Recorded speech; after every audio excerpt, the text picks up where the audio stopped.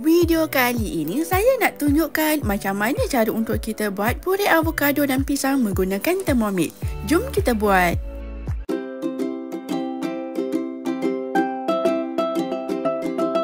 Mula-mula sediakan buah avocado dan ambil isinya sahaja. Kemudian sediakan pisang dan potong.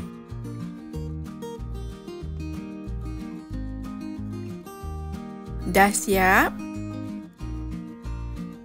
Masukkan buah avocado dan pisang ke dalam mixing bowl. Ratakan buah menggunakan spatula.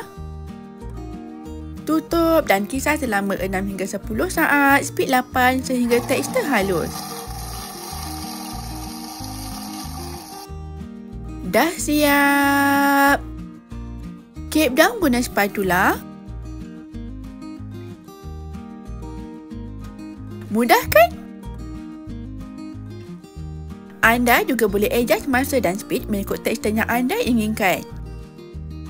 Sedia untuk dihidangkan untuk tisu omel anda.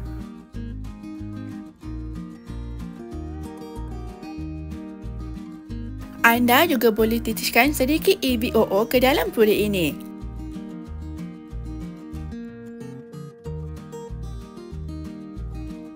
Selamat mencuba. Bye.